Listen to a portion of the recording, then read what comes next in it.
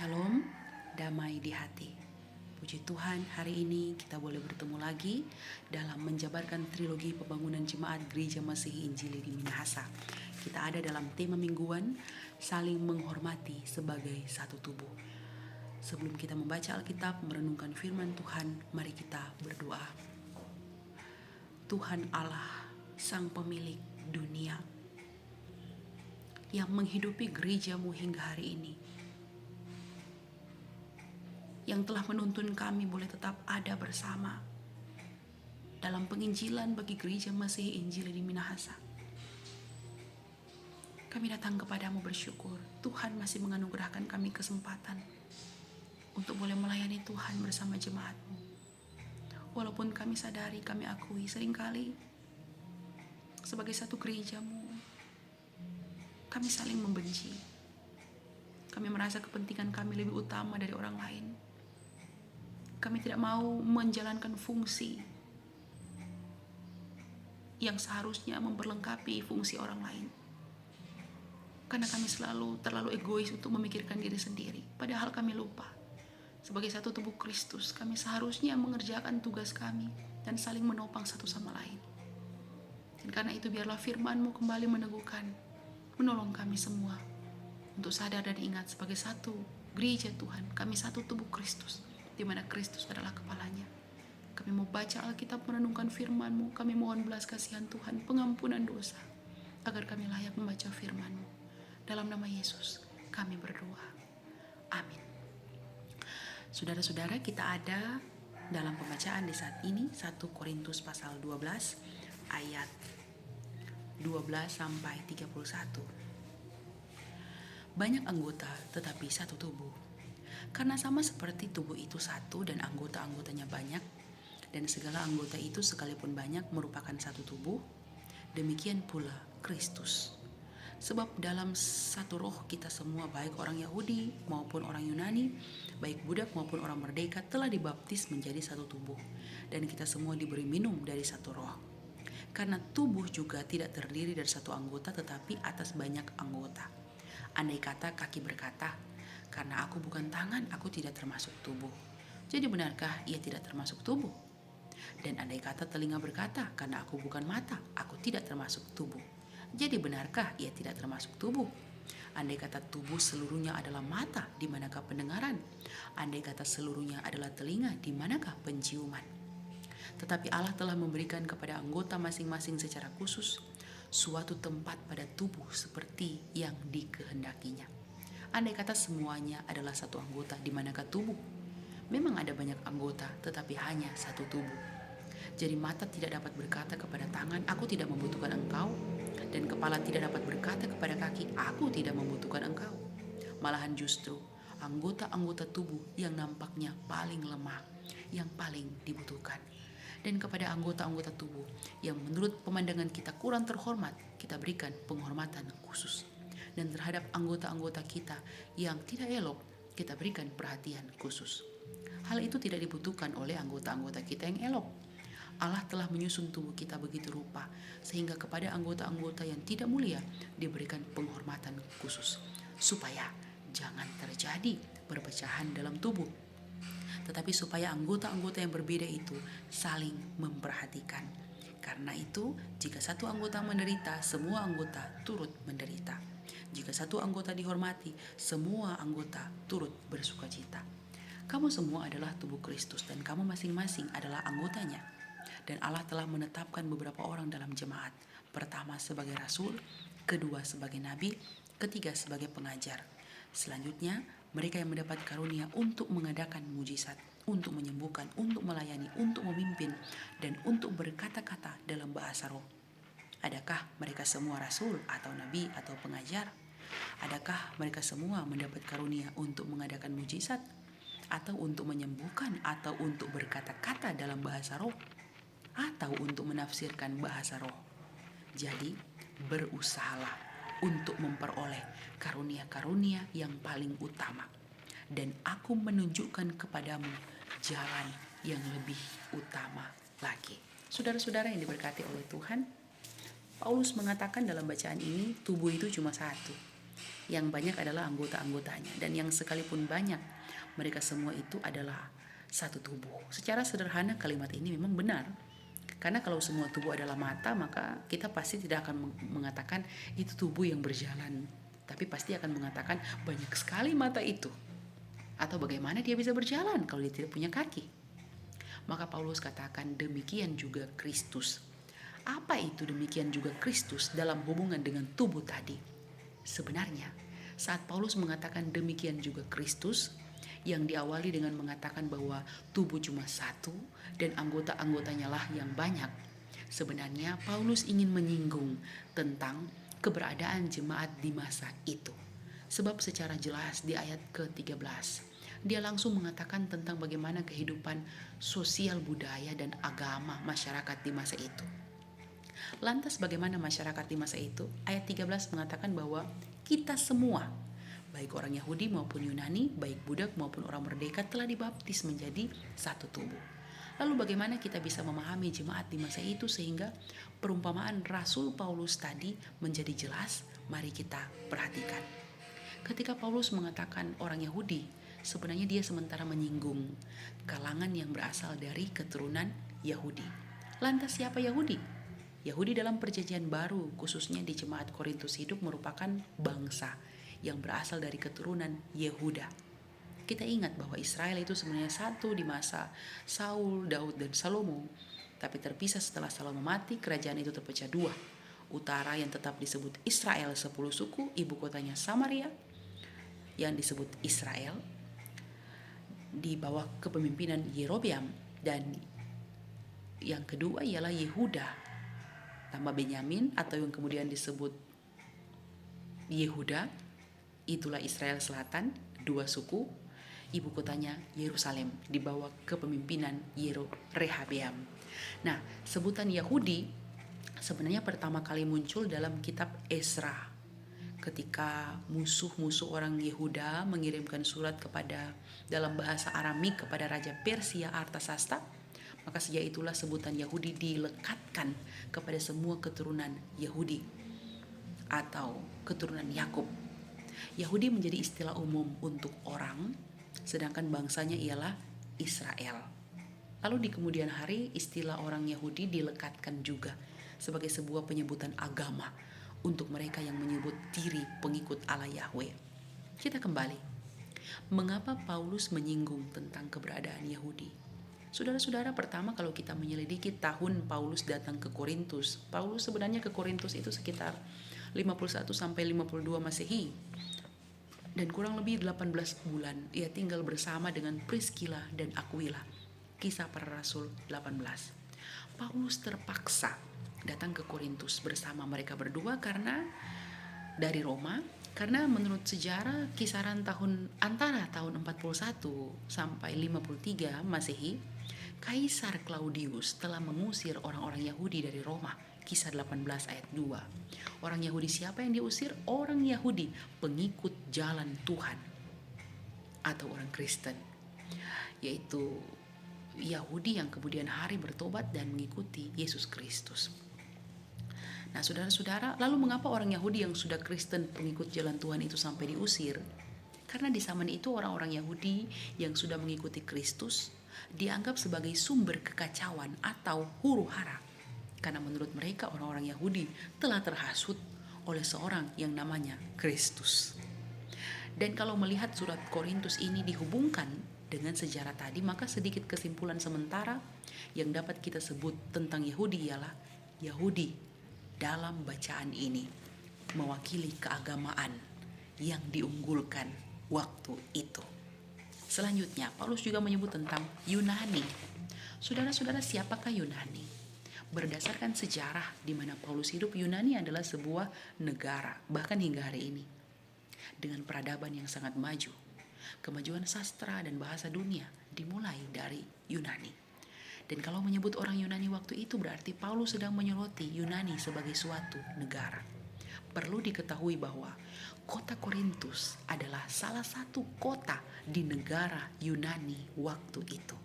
Dan kalau menyinggung soal kemajuan peradaban unggul di dunia tadi yang dimulai dari Yunani dan menghubungkannya dengan Paulus yang menyebut orang Yunani, maka Yunani dalam bacaan ini mewakili orang-orang yang terlahir dari peradaban dunia yang maju dengan ilmu pengetahuan yang tinggi yang bisa jadi juga diunggulkan waktu itu.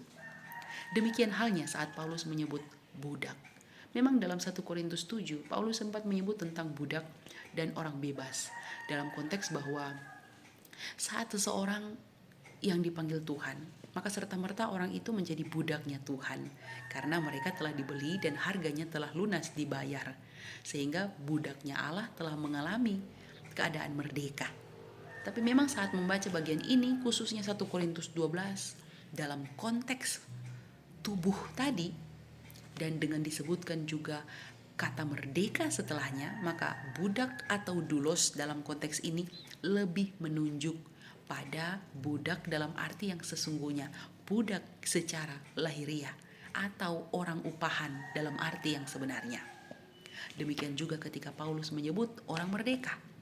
Orang merdeka yang dimaksud di sini ialah orang-orang yang tidak harus menjadi budak supaya bisa makan dan minum. Artinya mereka lah orang yang bisa menghidupi diri mereka sendiri tanpa harus bekerja sebagai seorang budak di zaman itu. Maka dengan menghubungkan keempat perwakilan lapisan masyarakat tadi, maka dengan demikian Paulus sebenarnya ingin mengatakan bahwa dalam satu roh, maka kita semua tidak ada lagi yang disebut sebagai orang yang paling beragama, seperti mereka yang membanggakan keyahudiannya, paling berkeadaban, seperti mereka yang memiliki pengetahuan membanggakan keyunaniannya. Tidak ada lagi orang rendahan sekelas budak, dan tidak ada lagi orang kelas tinggi karena dia orang merdeka. Karena semuanya telah dibaptis menjadi satu tubuh dan kita semua telah diminum dari satu roh. Artinya, lapisan apapun dalam strata masyarakat yang membedakan kelasnya secara ekonomi, kelasnya secara ilmu pengetahuan, kelasnya secara agama, semua kita sudah menjadi satu tubuh. Tubuh siapa? Ayat 12 mengatakan Kristus. Jadi dengan satu tubuh Kristuslah semua perbedaan disatukan oleh baptisan dan minum dari satu roh. Apa itu? Kita perhatikan apa yang dimaksud dengan baptisan oleh Paulus dalam bagian ini. Ada dalam pengertian seperti baptisan yang disuruhkan Kristus dalam Matius 28 atau seperti apa? Nah, saudara-saudara, sebenarnya Markus 10 ayat 38, ayat 39, Lukas 12 ayat 50, Yesus pernah berkata bahwa ia akan dibaptis sesudah meminum cawan yang akan diminumnya dan menunjuk pada penderitaan salib. Juga Roma 6 ayat 4, Kolose 2 ayat 12 menyebut bahwa kita telah dikuburkan bersama-sama dengan Dia oleh baptisan dalam kematian. Kematian siapa? Kematian Kristus. Apa artinya?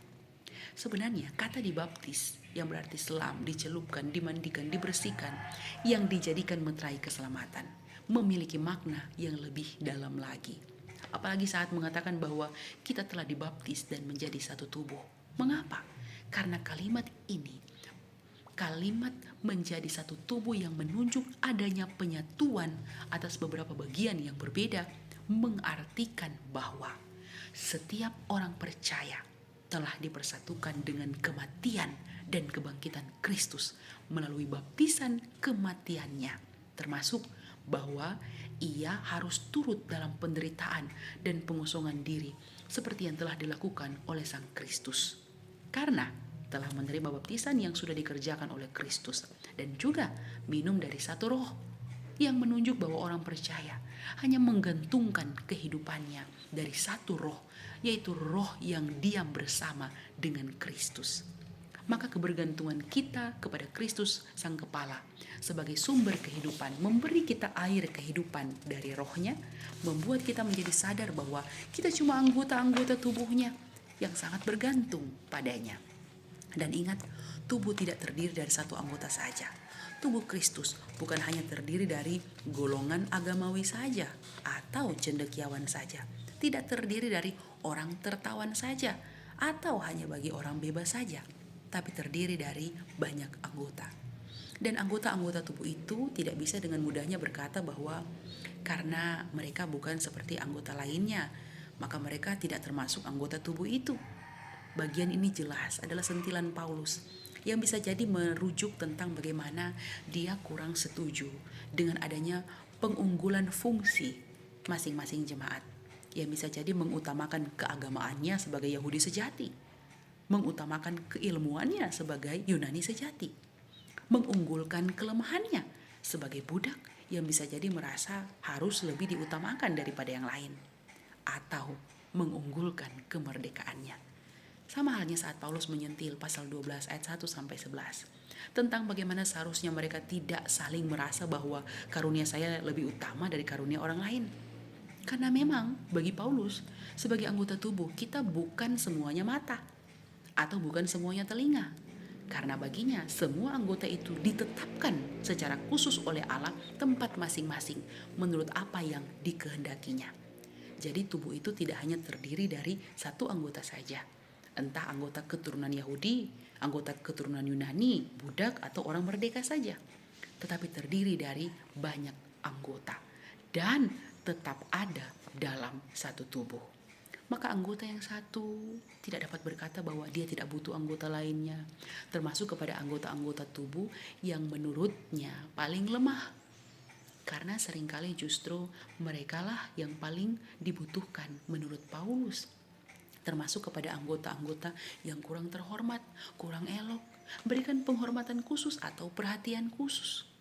Paulus menyebut hal itu. Mengapa itu perlu dilakukan? Dikatakan karena Allah telah menyusun tubuh begitu rupa, bahkan penghormatan khusus diberikan kepada anggota-anggota yang kurang mulia supaya jangan terjadi perpecahan dan supaya anggota-anggota yang berbeda itu saling memperhatikan.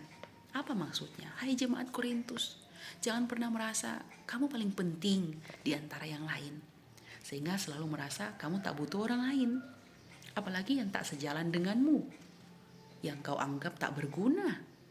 Sebab bisa jadi kepada anggota tubuh Kristus lainnya yang kau anggap lemah, tak berguna itu, bisa jadi suatu saat mungkin kamu butuh pertolongan karena fungsinya ada pada dia.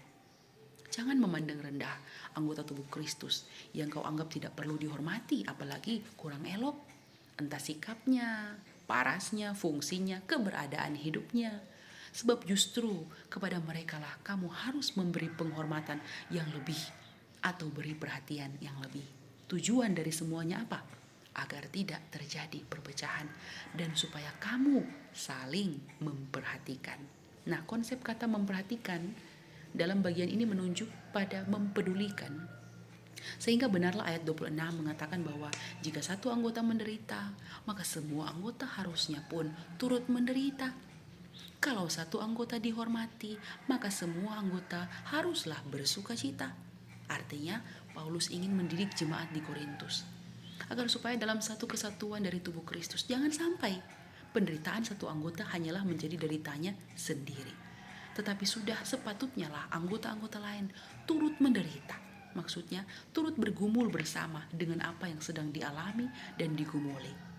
Jangan sampai kita bilang deritamu bukan deritaku, sakitmu ya sakitmu bukan sakitku. Malah ada orang yang memakai pendapat begini, selama ngana nak ganggu tapi hidup, kita nak ganggu tapi hidup. Di media sosial pun saya sering membaca status orang begini, siapa hargai pak kita, kita akan lebih hargai pak dia. Siapa baik pak kita lebih baik pak dia. Konsep ini membuktikan bahwa memang manusia di akhir zaman ini tidak pernah lagi memikirkan orang lain. Kalaupun mampu memikirkan orang lain, yang dipikirkannya adalah sekedar karena balas budi atau karena ndak enak dia pernah tolong kita, kita le tolong dia. Ndak enak dia udah datang tapi acara, masa orang nak pergi dorang pe acara. Kebaikan selalu relatif. Relatif siapa yang layak menerima dalam pemandangan kita. Tidak pernah kita memberikannya tanpa pamrih. Kita selalu menuntut pamrih. Padahal Tuhan suruh, kalau ada yang menderita, kamu pun turut menanggung derita itu. Tapi kenyataannya, mana ada orang suka pikul salibnya orang lain, siksanya hidup orang lain. Mana ada orang suka dikorbankan, apalagi tak ada hadiah yang menanti atas pengorbanannya. Malah yang sering kita lakukan adalah, kalau ada yang menderita, orang cuma baca cerita akang tentang akibat dari perlakuannya dulu. Dia menderita kok karena dulu begini dan begitu. Maka hai jemaat Korintus, tetapi juga hai jemaat Gemim, pikulah derita orang lain sebagai pula deritamu. Jangan kau tak mau menanggungnya, apalagi hanya mencemooh dan merendahkan dia atas derita yang sedang dialami. Misalnya begini, yang sakit itu musuh kita ya.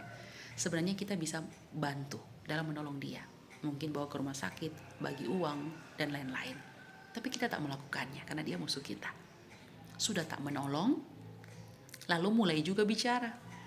Dia kok sakit-sakit karena dia dulu begini begitu pak kita. Dia kok menderita gara-gara dia begini begitu pak kita. Maka hai Korintus dan hai jemaat gereja Masihi Injili di Minahasa, jika satu anggota dihormati, kamu harus juga bersuka cita karenanya. Jangan sampai orang lain dihormati, entah karena kebaikannya atau prestasinya atau pencapaiannya apapun, lalu kamu justru berduka cita karena dihormatinya dia. Memang setiap kita tidak pernah ada satupun yang sudah benar-benar bersih dari kesalahan. Tapi ketika seseorang dihormati karena memang dia layak mendapatkan itu, jangan kamu berduka cita karenanya. Bahagialah dengan kebahagiaan orang lain. Hormatilah orang-orang yang seharusnya kau hormati. Bergumulah bersama dengan orang-orang yang seharusnya kau gumuli. Paulus bilang, kamu semua tubuh Kristus, semua kamu anggotanya. Allah lah yang menetapkan beberapa orang dalam jemaat. Ada yang ditetapkan sebagai rasul, ada yang ditetapkan sebagai nabi, dan ada yang ditetapkan sebagai pengajar. Tak semua orang menjadi rasul atau nabi atau pengajar. Hanya beberapa orang diberi penetapan. Berbeda dengan karunia. Disebut mulai dari ayat 28b. Apakah yang memperoleh karunia itu hanya rasul, hanya nabi, dan hanya pengajar? Artinya tak semua rasul, nabi, pengajar memperoleh karunia roh. Namun kalau Allah mau memberikannya, tentu mereka juga bisa memilikinya. Misalnya Paulus, Petrus, dan kawan-kawan lainnya. Mereka memperoleh karunia itu. Tapi apakah semua rasul 12 murid dapat karunia? Tidak. Paulus dapat karunia, dia bisa menyembuhkan. Sapu tangannya dipegang orang, bisa sembuh. Petrus juga bisa menyembuhkan. Tapi apakah 12 rasul juga dapat? Tidak. Hal lain yang disebut Paulus juga bahwa tak semua karunia bisa dengan mudah untuk diperoleh mereka. Entahkah melakukan mujizat, menyembuhkan, berkata dalam bahasa roh, atau menafsir. Jadi menurut Paulus, daripada jemaat saling merasa fungsi saya lebih utama, posisi saya lebih utama, ataupun karunia saya lebih daripada yang lain, maka lebih baik jemaat Korintus belajar untuk memperoleh karunia-karunia yang paling utama dan malah jalan yang lebih utama lagi. Bagian ini memang tidak boleh berhenti saat kita membaca ayat 31 saja. Sebab pasti kita akan bertanya-tanya, karunia apa saja yang utama dan jalan yang lebih utama itu apa? Sekarang kita perhatikan pasal 14 saat Paulus mengulang tentang karunia roh. Apa yang dia bilang tentang karunia yang utama? Pasal 14 ayat 1. Kejarlah kasih dan usahakanlah dirimu memperoleh karunia bernubuat. Jadi kasih harus dikejar dan bernubuat adalah karunia yang harus diusahakan untuk diperoleh sebagai karunia yang utama. Bernubuat itu apa? 1 Korintus 14 ayat 3 berkata, siapa yang bernubuat, ia berkata-kata kepada manusia, ia membangun, menasihati, dan menghibur. Bernubuat dalam PL adalah memperkatakan janji yang akan digenapi dalam PB. Tetapi bernubuat dalam PB bukan lagi menanti janji karena memang sudah digenapi dalam Yesus Kristus. Bernubuat dalam PB bukan lagi menanti janji itu, tetapi berkata-kata kepada manusia. Tentang apa? Tentang sesuatu yang membangun hidup beriman. Berkhotbah misalnya, ataupun membahas firman Tuhan untuk membangun iman seseorang. Tentang sesuatu yang bisa menasihati saat ada saudara yang sudah salah memilih jalan. Maka tentu kita perlu menasihati dengan firman. Dan menghibur saudara yang sedang dalam kesusahan ataupun pergumulan dengan menggunakan firman. Jadi karunia yang lebih utama itu ialah memperkatakan firman untuk dapat membangun, menasihati, dan menghibur orang lain. Lalu bagaimana itu bisa diperoleh? Tergantung. Kita dekat Tuhan atau tidak? Kamu dekat tidak dengan Tuhan sebagai Bapamu? Seorang anak yang taat pada Bapa yang ada di dunia saja atau ibu, pasti akan mendapat penghargaan yang lebih dibandingkan mungkin anak-anak yang lain, yang mungkin cuma baking sake kepala. Misalnya, anak-anak manis begitu pasti bukan hanya diperlakukan baik, tapi bisa jadi diberikan juga hadiah khusus yang tak dimiliki oleh kakak adik yang lain. Saya rasa Tuhan juga begitu. Kalau saudara taat dan setia, hidup jujur, bersih, tak angkuh, selalu mementingkan orang lain dibandingkan kepentingan sendiri, saya percaya Bapa di sorga akan sangat mengasihimu. Dan oleh kasihnya, Dia akan memperlengkapimu untuk memiliki karunia. Karunia yang menurut Dia bisa menolongmu.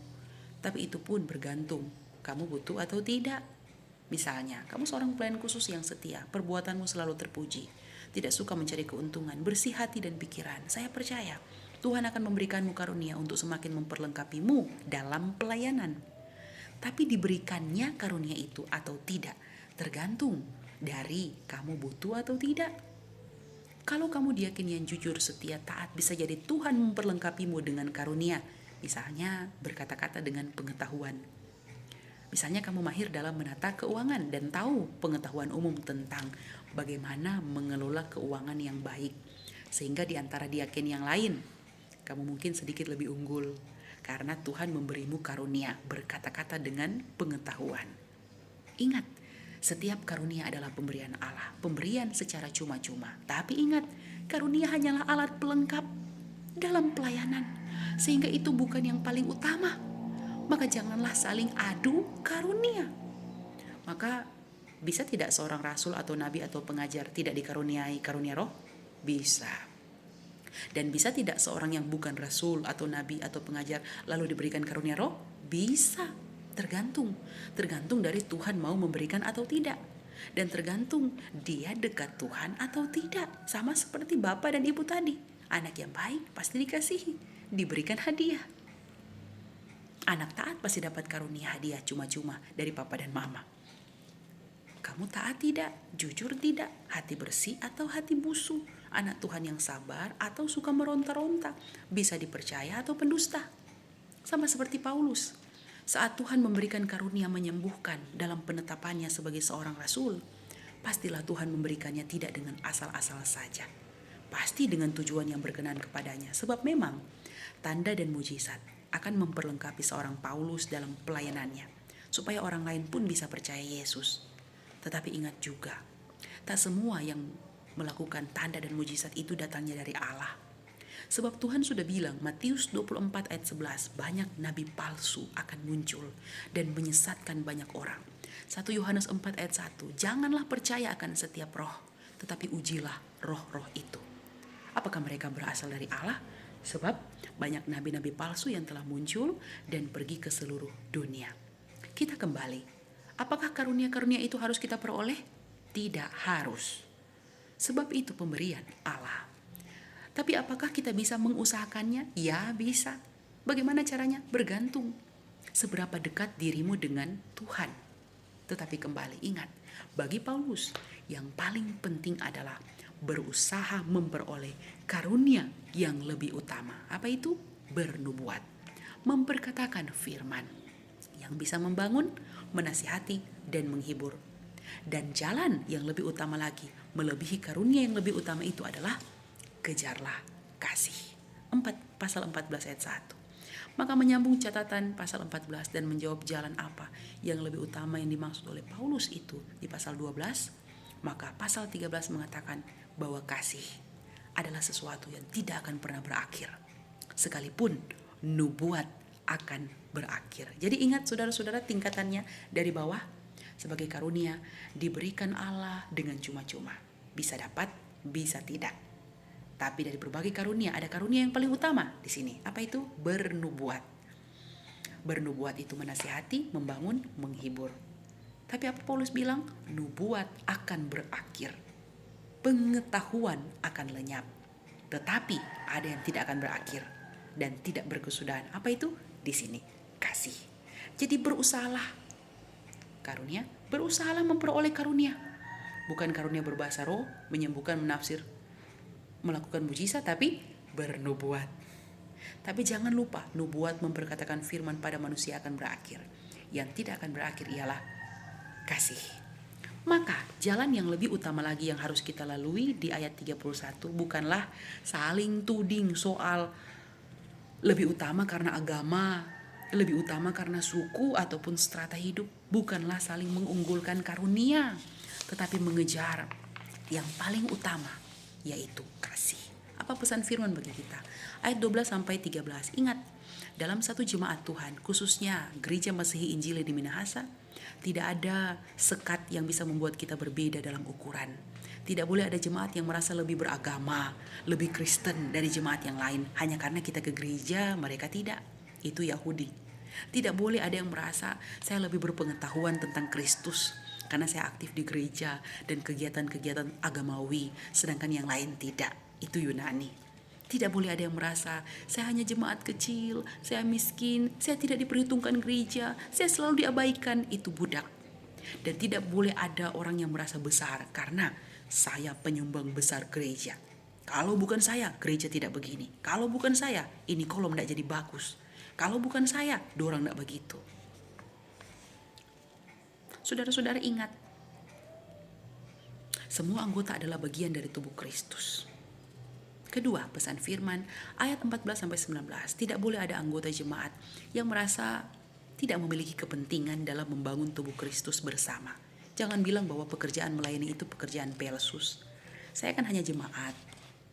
Jangan bilang yang mengumpulkan persembahan hanya jemaat, yang menopang pelayanan itu cuma jemaat, dan yang harusnya hadir hanyalah jemaat.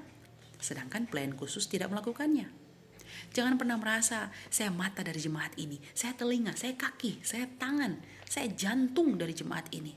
Kalau bukan kita, ini gemim tidak maju.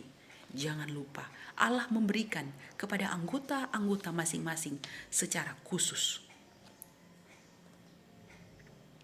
Karena setiap anggota memiliki tugas khusus yang ditetapkan masing-masing oleh Allah. Pesan ketiga, ayat 21-26. Setiap jemaat tidak boleh berkata, aku tak membutuhkan engkau, hai jemaat yang malas ke gereja. Aku tak membutuhkan engkau, hai jemaat yang tak memberi persembahan ke gereja. Aku tak membutuhkan engkau, karena tak ada andilmu bagi jemaat. Aku tak membutuhkan engkau, hai jemaat yang lemah ekonomi, lemah kerajinan, lemah berpikir secara akademis, lemah karena saki-saki, lemah karena kebodohan, lemah karena lemah imannya. Ingat, yang paling lemah bisa jadi yang paling kita butuhkan. Setiap jemaat tidak boleh menakar menurut pemandangannya sendiri bahwa si anggota A atau si anggota B kurang terhormat, kurang elok. Entah karena pernah bikin kasus di jemaat, rumah tangga kacau balau, kurang terhormat karena melakukan kelakuan jelek si A dan si B dan lain-lain. Karena kepada mereka lah justru orang mesti kasih penghormatan khusus, perhatian khusus. Penghormatan perhatian bagaimana? Mulailah kau beri perhatian bagi mereka. Supaya mereka bisa tertolong dari nilai hidup yang rendah, yang membuat mereka tidak dihormati orang. Ya harapannya mereka sadar dan berbalik.